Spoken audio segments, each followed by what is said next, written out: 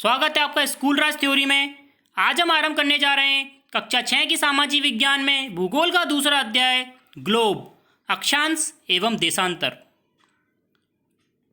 पिछले अध्याय में हम पढ़ चुके हैं कि हमारी पृथ्वी गोलाकार नहीं होती, यह उत्तर एवं दक्षिणी ध्रुवों पर थोड़ी चपटी तथा मध्य में थोड़ी उभरी हुई होती है। क्या आप कल्पना कर सकते हैं ये कैसी दिखती होगी? इस संबंध में जानकारी प्राप्त करने के लिए आप अपनी कक्षा में सावधानीपूर्वक ग्लोब को देखिए। ग्लोब पृथ्वी की एक लघु रूप का एक वास्तविक प्रतिरूप है जो कि चित्र 2.1 में दिखाया गया है। ये इसके अक्ष पर घूम रहे हैं। ग्लोब विभिन्न आकार एवं प्रकार के हो सकते हैं। बड़े ग्लोब जो आसानी से एक स्थान से दूसरे स्थान में नहीं ले जा सकते, पॉकेट में रखने योग्य छोटे ग्लोब तथा गुब्बारे जैसे ग्लोब जिनमें हवा भर जा सकती है और आसानी से एक स्थान से दूसरे स्थान पर ले जाए जा सकते हैं। ग्लोब स्थिर नहीं होते हैं, इससे उसी प्रकार घुमाया जाता है जैसे कुम्हारी का पहिया या लट्टू घूमता है। ग्लोब पर देशों, महाद्वीपों और महासागरों को उनके सही आकार में दिखाया जाता है। पृथ्वी के समान किसी गोले पर किसी बिंदु की स्थिति का वर्णन करना कठिन है।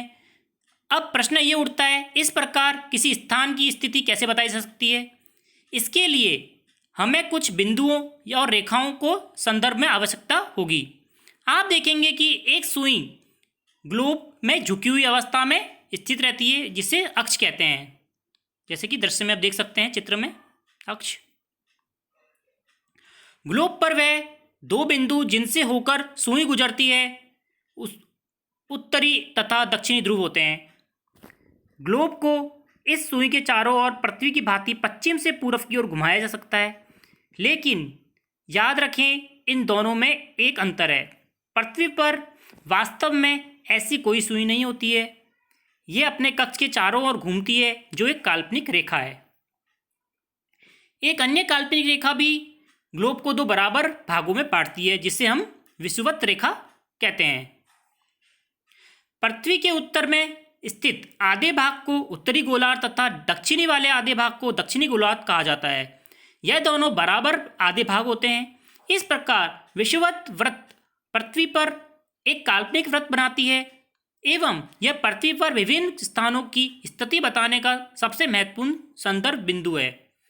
विषुवत वृत्त से ध्रुवों तक स्थिति सभी समांतर वृत्त को अक्षांश या समांतर रेखाएं कहा जाता है। अक्षांशों के अंशों में मापा जाता है। विषुवत वृत्त शून्य अंश अक्षांश को दर्शाती है।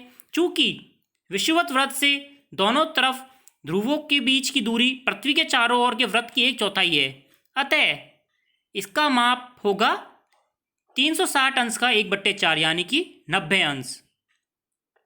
इस प्रकार 90 अंश उत्तरी अक्षांश उत्तरी ध्रुव को दर्शाता है तथा 90 अंश दक्षिणी अक्षांश दक्षिणी ध्रुव को दर्शाता है।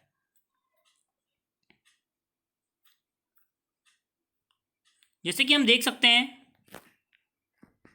जैसे कि इस दृश्य में आप देखिए, ये विषुवत वृत्त रेखा है जिसको दो बराबर हिस्सों में बांट दिया है पृथ्वी को। ठीक है, ये दक्षिणी गोलार्ध हो गया, ये उत्तरी गोलार्ध हो गया। आगे देखते हैं।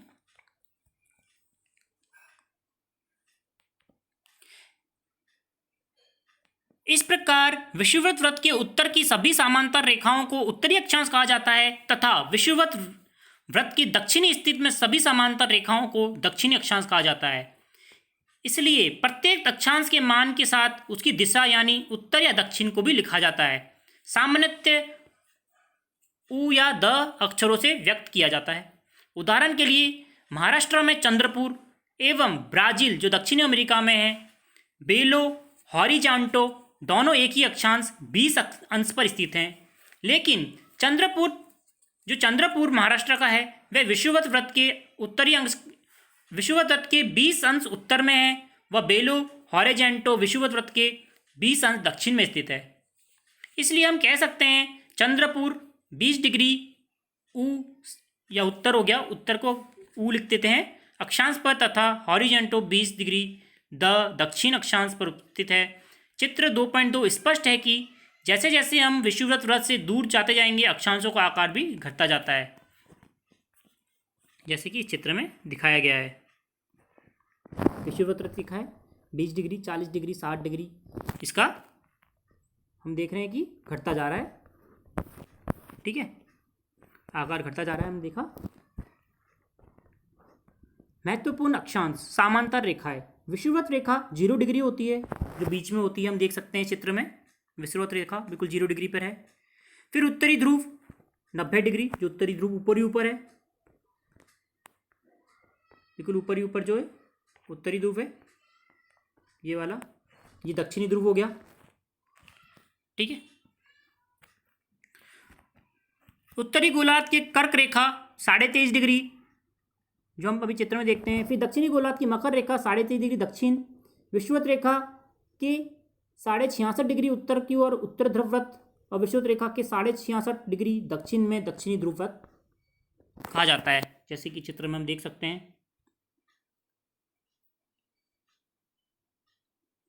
विषुववृत्त के ऊपर उत्तरी में कर्क रेखा 23.5 डिग्री और नीचे मकर रेखा होती है। फिर उत्तरी वृत्त रेखा 66.5 डिग्री, ये दक्षिणी वृत्त रेखा 66.5 डिग्री। फिर दक्षिणी ध्रुव आ जाएगा, ये ऊपर उत्तरी ध्रुव आ जाएगा। पृथ्वी के ताप कटिबंध।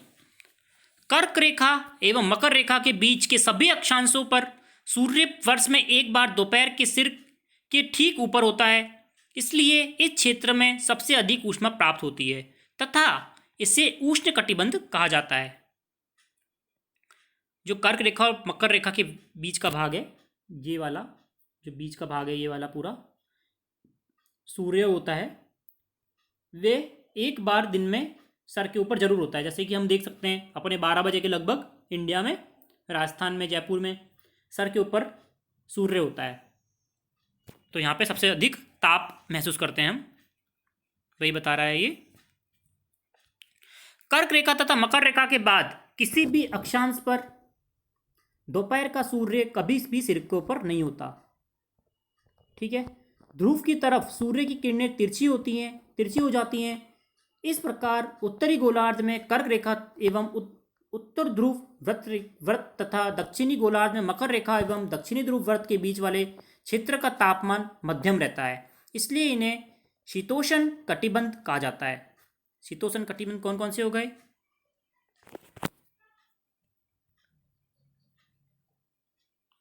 ये वाला भाग तो हो गया उत्तरी शीतोष्ण कटिबंध, लिखा हुआ है आप देख सकते हैं, और ये वाला दक्षिणी शीतोष्ण कटिबंध, जो दक्षिणी ध्रुव वृत्त से लेके मकर रेखा के बीच वाला पार्ट हो गया, ठीक है। ये वाला इधर वाला पार्ट हो गया। आगे देखते हैं। उत्तरी गोलार्ध में उत्तर ध्रुव वृत्त एवं उत्तरी ध्रुव तथा दक्षिणी गोलार्ध में दक्षिणी ध्रुव वृत्त एवं दक्षिणी ध्रुव के बीच के क्षेत्र में बहुत तेज ठंड होती है, क्योंकि यहाँ सूर्य क्षितिज से ज़्यादा ऊपर नहीं आ पाता, इसलिए ये शीत कटिबंध कहलाते हैं, ठीक है। जो ऊपर ही ऊपर गोलार्ध के उत्तरी ध्रुव या दक्षिणी ध्रुव वाले होते हैं। देशांतर क्या है? किसी स्थान की स्थिति को बताने के लिए उस स्थान का अक्षांश के अतिरिक्त कुछ और जानकारी भी आवश्यक होती है। आप देख सकते हैं कि प्रशांत महासागर के स्थित टोंगो द्वीप हिंद महासागर में स्थित मॉरिशस द्वीप के एक ही अक्षांश 20 डिग्री दक्षिण पर स्थित है।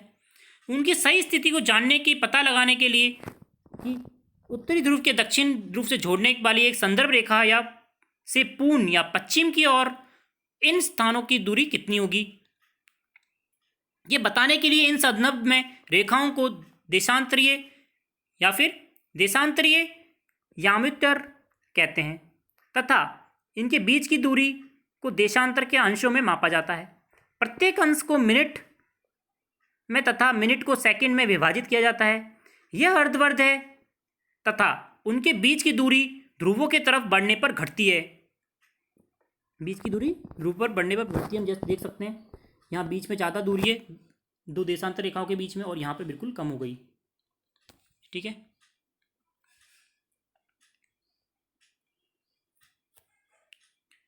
ध्रुवों पर बढ़ने पर घट जाती है एवं ध्रुवों पर शून्य हो जाती है। ध्रुवों पर शून्य हो गई, हम देख सकते हैं। जहां सभी देशांतरीय यामोत्तर आपस में मिलते हैं, जो उत्तरी ध्रुव या दक्षिण ध्रुव पर सारे देशांतर रेखाएं मिल रही हैं, हम देख सकते हैं दृश्य में। अक्षांश समांतर रेखाएं से भिन्न सभी देशांतरीय यामोत्तर की लंबाई समान होती है, इसलिए उन्हें सिर्फ मुख्य संख्याओं में व्यक्त करना कठिन था। तब सभी देशों ने निश्चय किया कि ग्रीनविच, जहां ब्रिटिश राज की वैधशाला स्थित थी, से गुजरने वाले यामोत्तर से पूर्व की ओर और पश्चिम की ओर गिनती शुरू की जाए। इस यामोत्तर को प्रमुख यामोत्तर कहा जाता है, जो हम इस दृश्य में देख सकते हैं। ये प्रमुख यामोत्तर है बीच की, इसमें 0 डिग्री लिखा हुआ है। इसका मान 0 डिग्री देशांतर है तथा यहाँ से हम 180 डिग्री पूर्व या 180 डिग्री पश्चिम तक की गणना करते हैं। प्रमुख यामोत्तर तथा 180 डिग्री यामोत्तर मिलकर पृथ्वी को 2 समान भागों में पूर्वी गोलार्ध एवं पश्चिमी गोलार्ध में विभक्त करती है। इसलिए किसी स्थान के देशांतर के आगे पूर्व के लिए अक्षर पू एवं पश्चिम के लिए प का उपयोग करते हैं। ये जानना रोचक होगा कि 180 डिग्री पूर्व और 180 डिग्री पश्चिम यामोत्तर एक ही रेखा पर स्थित हैं। अब ग्लोब पर अक्षांश जो समांतर रेखाएं एवं देशांतरीय यामोत्तर के द्वारा बनी ग्रिड को देखें। अगर आपको किसी स्थान के अक्षांश एवं देशांतर को सही जानकारी हो तो आप ग्लोब पर आप उस स्थान का पता आसानी से लगा सकते हैं। उदाहरण के लिए असम में धुबरी 26 डिग्री उत्तरी अक्षांश एवं 90 डिग्री पूर्वी देशांतर पर स्थित है। अब उस बिंदु को देखें जहां दोनों रेखाएं एक दूसरे को काटती है। ये बिंदु धुबरी की सही स्थिति होगी। जैसे कि चित्र में देखते हैं, ये अक्षांश हो गई, ये देशांतर हो गई। अगर हमें अक्षांश का भी ये बिंदु मिल जाए और देशांतर का बिंदु मिल जाए तो हम एक पर्टिकुलर एक उसी स्थान का पता लगा सकते हैं कि ये कौन सी जगह होगी। इसको समझने के लिए कागज पर समान दूरी वाले क्षैतिज और ऊर्ध्वाधर रेखाएं खींची हैं, जो 2.7 में दिखाया गया। देखते हैं अभी। ऊर्ध्वाधर रेखाओं की संख्या 1, 2, 3, 4 तथा क्षैतिज की संख्या क, ख, ग लिखें।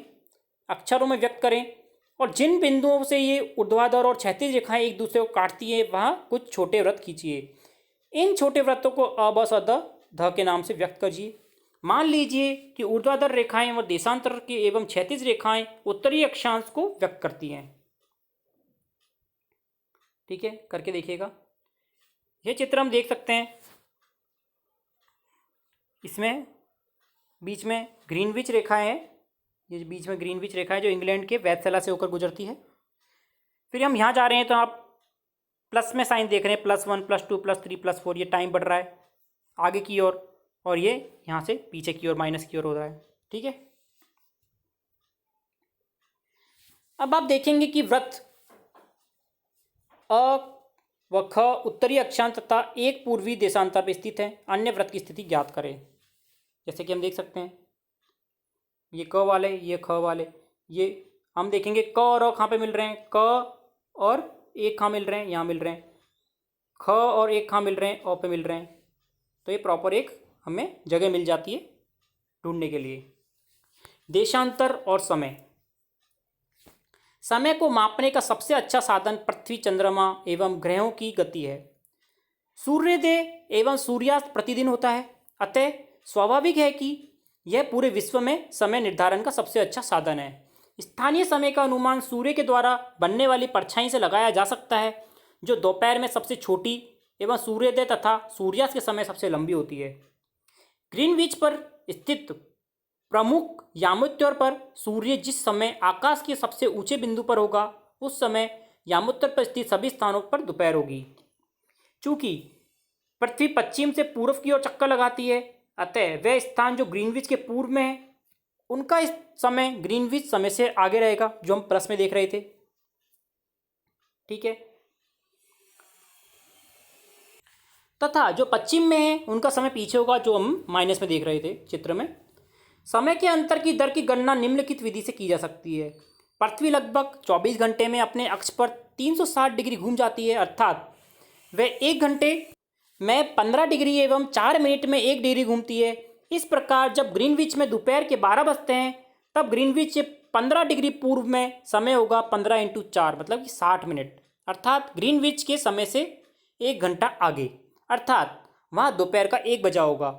लेकिन ग्रीनविच से 15 डिग्री पश्चिम के समय ग्रीनविच समय से 1 घंटा पीछे होगा। ठीक है, वहाँ सुबह के 11 बजे होंगे।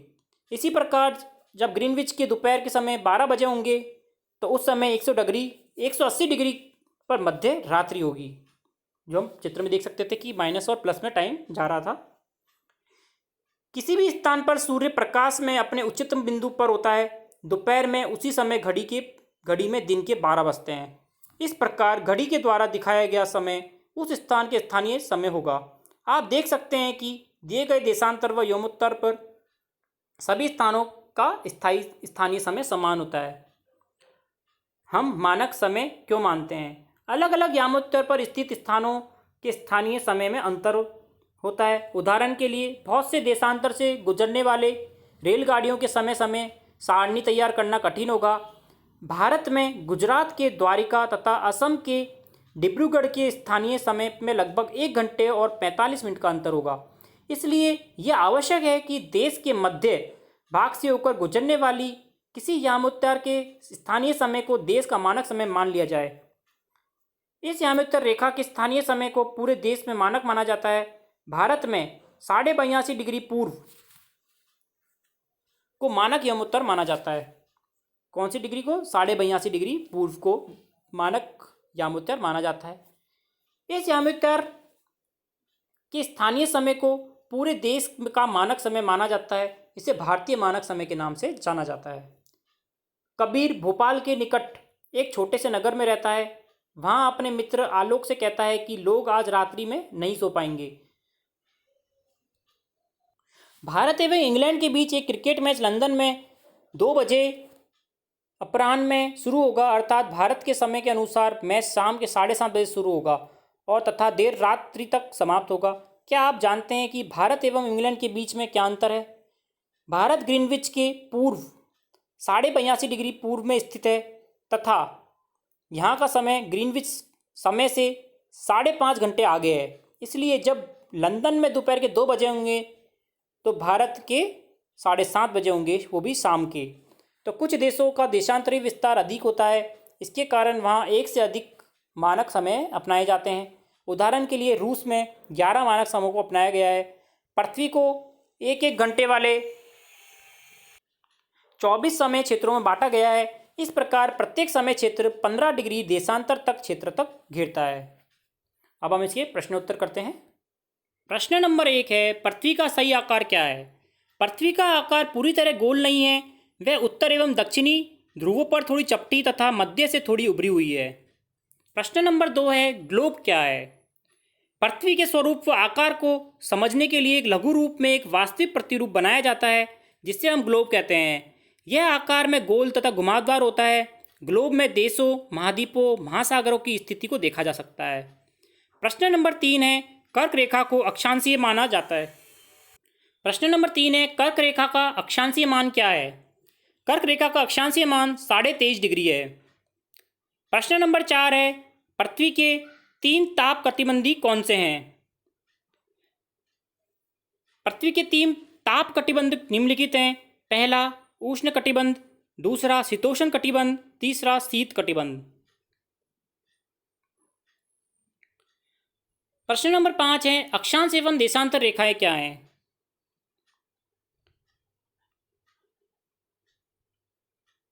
अक्षांश रेखाएं वह काल्पनिक रेखाएं होती हैं जो ग्लोब पर भूमध्य रेखा के समांतर पूर्व से पश्चिम की ओर खींची गई हैं। यह रेखाएं पूर्ण वृत्त होती हैं। देशांतर रेखाएं दोनों भूगोलीय ध्रुव जो उत्तर और दक्षिणी ध्रुव हैं के बीच में खींची गई काल्पनिक रेखाओं का समूह है, जो ध्रुवों की तरफ जाने पर इन रेखाओं के बीच की दूरी कम हो जाती है और भूमध्य रेखा पर इन रेखाओं के बीच सबसे अधिक होती है। प्रश्न नंबर 6 है, ऊष्मा का सबसे अधिक मात्रा उष्ण कटिबंध में क्यों प्राप्त करते हैं? उष्ण कटिबंध क्षेत्र कर्क रेखा और मकर रेखा के बीच पाया जाता है और इस क्षेत्र में प्रत्येक भाग में साल में कम से कम 1 दिन सूर्य की किरण लंबवत पड़ती हैं। अतः उष्ण कटिबंध क्षेत्र अधिक ऊष्मा प्राप्त करता है। प्रश्न नंबर 7 है, जब भारत के शाम के समय 5:30 बजते हैं तो लंदन में 12 क्यों बजते हैं? समय का निर्धारण देशांतर रेखाओं की स्थिति से होता है। भारत की भौगोलिक स्थिति लंदन से 82.5 डिग्री पूर्व में उपस्थित है, जिसके अनुसार भारत का मानक समय लंदन के मानक समय से 5.5 घंटे आगे है। अतः जब लंदन में 12 बजते हैं तो भारत में शाम के 5:30 बजते हैं। सही उत्तर चुनिए। प्रमुख यमोत्तर का मान क्या है? इसका उत्तर हो जाएगा 0 डिग्री। शीट कटिबंध सबसे नज़दीक पाया जाता है ध्रुवों पर। देशांतर की कुल संख्याएं कितनी हैं? 360। दक्षिणी ध्रुव वृत्त स्थित है दक्षिणी गोलार्ध में। ग्रिड किसका जाल है? अक्षांश रेखा एवं देशांतर यामोत्तर का। खाली स्थान भरिए। मकर रेखा। मकर रेखा क्या आ जाएगा? 23.5 डिग्री पर स्थित है। दूसरा, भारत का मानक न्यूनतर कहाँ पर है? कितने डिग्री पर है? 82.5 डिग्री पूर्व में है। 0 डिग्री यामोत्तर को किस नाम से जाना जाता है? प्रमुख यामोत्तर के नाम से। चौथा है, देशांतरों के बीच की दूरी ध्रुवों की तरफ घटती जाती है। ध्रुव आ जाएगा इसके बीच का अंतर। ठीक है। उत्तर ध्रुव वृत्त उत्तरी गोलार्ध में स्थित है। आशा करता हूं आपको समझ में आया होगा। अगर आपने चैनल को सब्सक्राइब नहीं किया है तो चैनल को सब्सक्राइब जरूर कीजिए ताकि हम इसी प्रकार पढ़ते रहें। धन्यवाद।